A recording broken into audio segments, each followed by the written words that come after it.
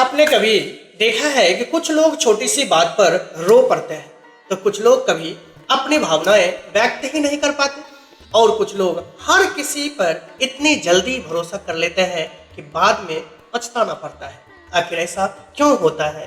क्या यह सिर्फ स्वभाव है या आपकी जन्मतिथि में छुपा कोई संकेत है? न्यूमरोलॉजी के अनुसार इसका संबंध आपके इमोशनल प्लेन यानी 357 से हो सकता है।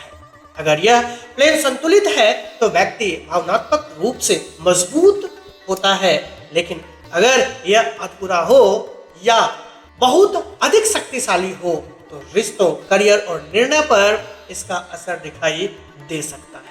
आज की वीडियो में हम इन्हीं संभावित प्रभावों को समझेंगे। आप वीडियो के लास्ट तक जरूर बने रहिए।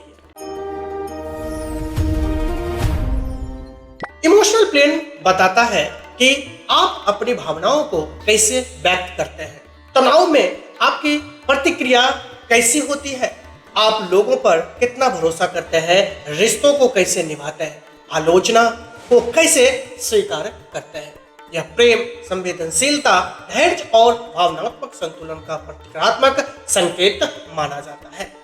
अगर ये प्लेन अधूरा हो, इनकम्प्लीट हो, तो आपके लाइफ पे इसका क्या प्रभाव पड़ता है?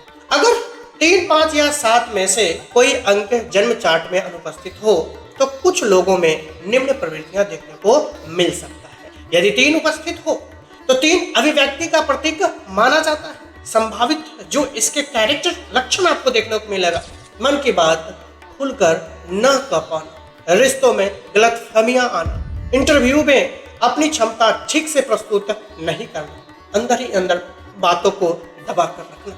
इसका अगर एग्जाम्पल समझे, ऑफिस में अच्छा काम करने के बाद भी प्रमोशन के समय आत्मविश्वास की कमी हो जाना, ये सब आपको देखने को मिलेगा अगर 3 अनुपस्थित होता है। अब हम बात करेंगे, अगर ये 5 अनुपस्थित है तो 5 संतुलन और अनुकूल का केंद्र माना जाता है। मूड जल्दी बदल जाना, तनाव में जल्द घबरा जाना, छोटी बात को बड़ा बना देना और भावनाओं के आधार पर जल्दबाजी में निर्णय लेना, ये आपको देखने को मिलेगा।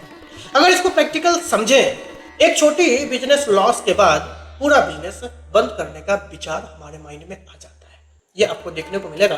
5 अगर एब्सेंट होता है आपके इमोशनल प्लेन में, तो यदि आपके प्लेन में 7 अगर एब्सेंट है तो 7 आत्मचिंतन और गहराई का प्रतीक माना जाता है। इसके जो संभावित प्रभाव आपकी लाइफ में देखने को मिलेगा, जैसे हर बात पर तुरंत प्रतिक्रिया देना, दूसरों की बात पूरी सुनने बिना निष्कर्ष निकाल लेना, स्वयं का विश्लेषण कम करना, बार बार वही गलतियां दोहराते रहना। इसको एक एग्जाम्पल के तौर पे आप ऐसे समझ सकते हैं: रिश्तों में हर विवाद का दोष सामने वाले पर डाल देना बिना अपनी भूमिका पर विचार किए। यदि इमोशनल प्लेन बहुत अधिक शक्तिशाली हो, कुछ लोग के चार्ट में 3, 5, 7 एक से अधिक बार आते रहते हैं। इस स्थिति में संबंधित गुण अधिक प्रबल हो सकते हैं, जैसे 3 कई बार आ गया है, बहुत अच्छे वक्ता बन सकते हैं, क्रिएटिव थिंकिंग अच्छा हो सकता है आपका, लोगों को प्रेरित करने की क्षमता बढ़ सकता है। इसके साथ नेगेटिविटी भी कुछ देखने को मिलता है, जैसे कभी कभी जरूरत से ज्यादा बोलते रहना, बतुकी हो जाते हैं, भावनाओं में बहकर निर्णय भी ले सकते हैं अगर इसका प्रभाव ज्यादा हुआ तो। अगर 5 कई बार रिपीट कर जाता है, परिस्थितियों में जल्दी ढलने की क्षमता, ये आपको देखने को मिलेगा। संकट में शांत रहने का गुण, लोगों से जल्दी जुड़ने का प्रवृत्ति देखने को मिलेगा, लेकिन एक साथ बहुत सारे काम शुरू करना, स्थिरता बनाए रखने में कठिनाई भी आपको देखने को मिल सकता है। अगर 7 कई बार रिपीट हो रहा है तो गहरी सोच, आध्यात्मिक रुचि, विश्लेषण की क्षमता ये बढ़ सकता है, लेकिन अकेलापन पसंद करना, जरूरत से ज्यादा ओवर थिंकिंग करना, भावनाएं व्यक्त करने में संकोच करना आपको देखने को मिल सकता है। अगर प्रैक्टिकल लाइफ में इसको आप देखें तो अगर रिलेशनशिप में इमोशनल बैलेंस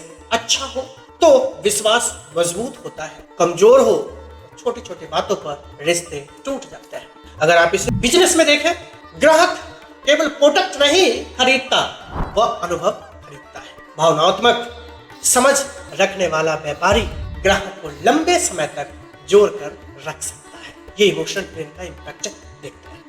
करियर के क्षेत्र में अगर आप देखें तो प्रमोशन केवल नॉलेज से नहीं मिलता, टीम वर्क, कम्युनिकेशन, लीडरशिप के सभी इमोशनल इंटेलिजेंस से जुड़े होते हैं।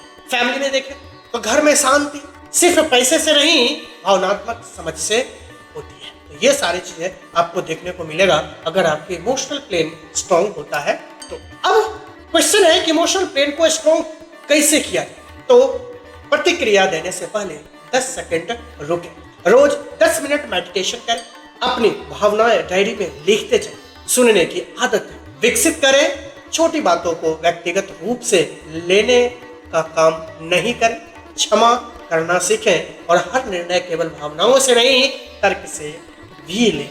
इसके जो इम्पैक्ट है वो बहुत ज्यादा देखने को मिलेगा। दोस्तों, जीवन में केवल तेज दिमाग होना काफी नहीं होता।